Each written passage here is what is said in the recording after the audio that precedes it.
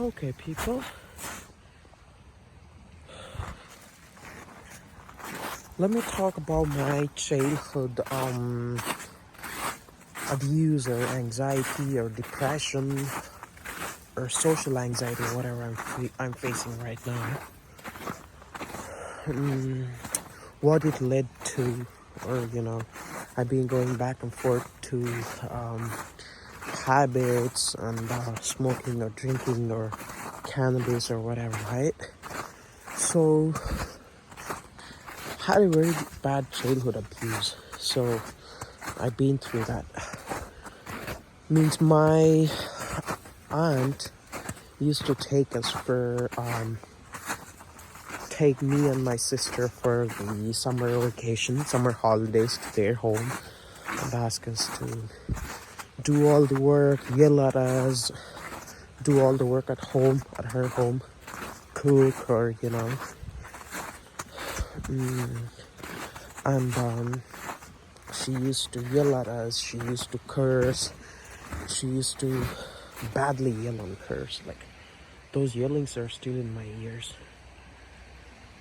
So that experience led me to get social anxiety, a lot of depression, and lack of motivation, all that stuff, right?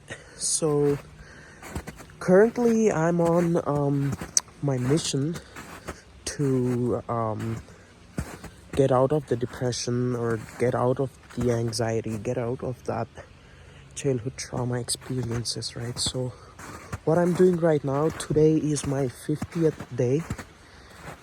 My 50th day of absolutely no smoking or no drinking, no any substances, only food. So it's been going good. The deep breathing exercises or meditation, calming myself, grounding techniques.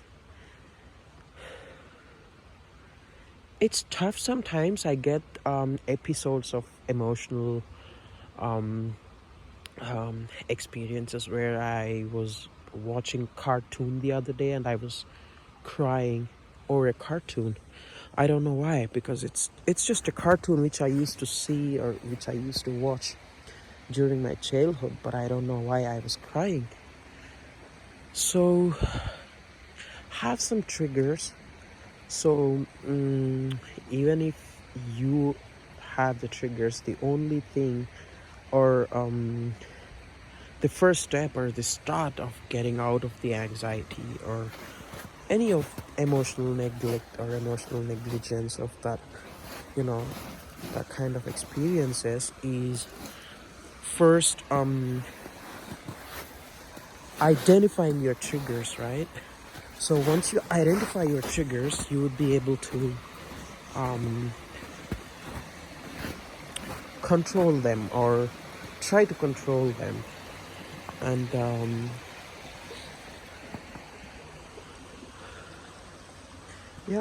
so sometimes I feel like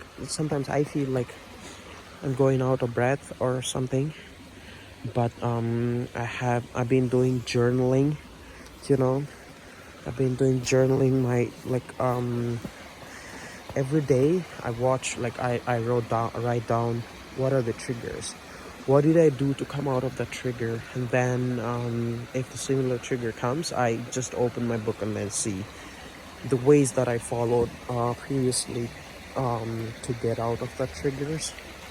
So I use those techniques, and then I come to nature spots like this, and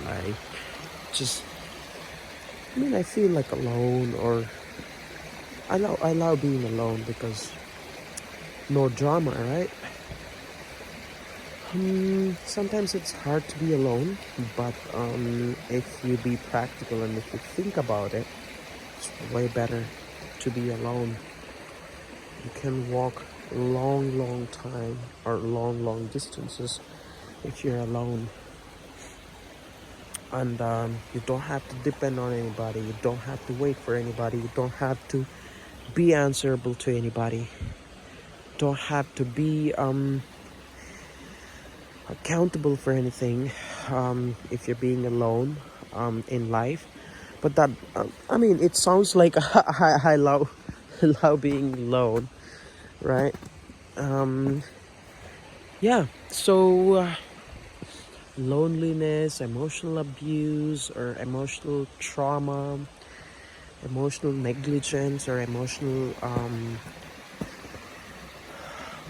whatever triggers. So I've been doing journaling, but I will try my best to give you my techniques and explain each technique.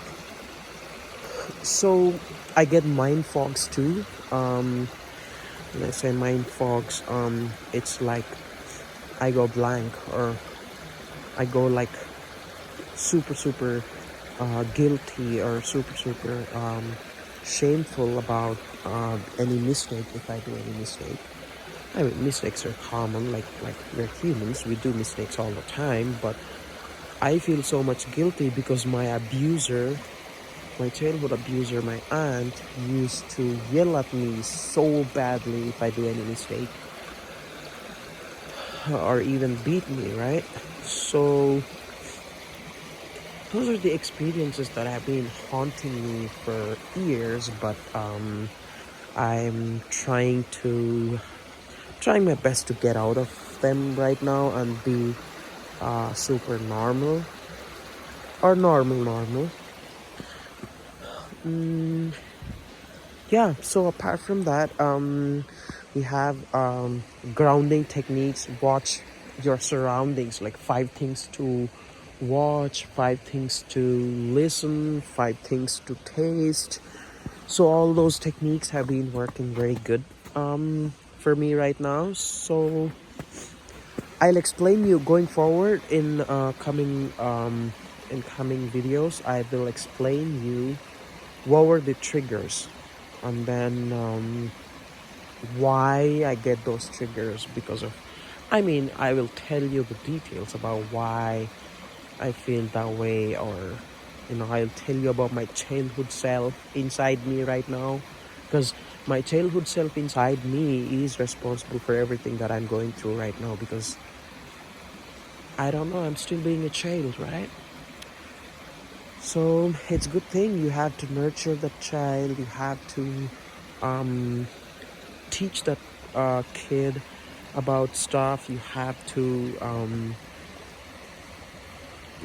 look after that kid. You have to be patient with that kid. Have to control that kid from crying. Control that kid from doing any emotional episodes or anything of that sort, right? So it's been good. Yeah, coming episodes I will tell you guys about the triggers, why those triggers are occurring, and what my childhood self is thinking, because I've been observing myself. I've been doing meditation. I've been reading my emails, like what emails I'm sending out at work, or what text messages I'm sending, if I'm being mindful.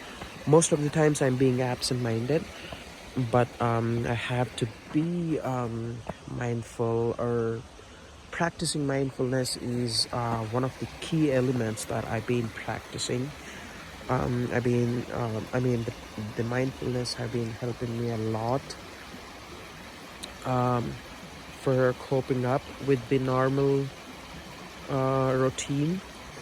So I will have a checklist next time to explain you about my triggers, and I will make these videos more organized so that you guys can watch for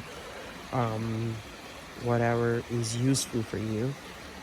So until then, I will take you to like the nature spots like this for explaining some stuff going forward. So let me know in the comment section if you want to see anything, or if you have any ideas, any feedbacks, or anything you have to say. Okay, ciao.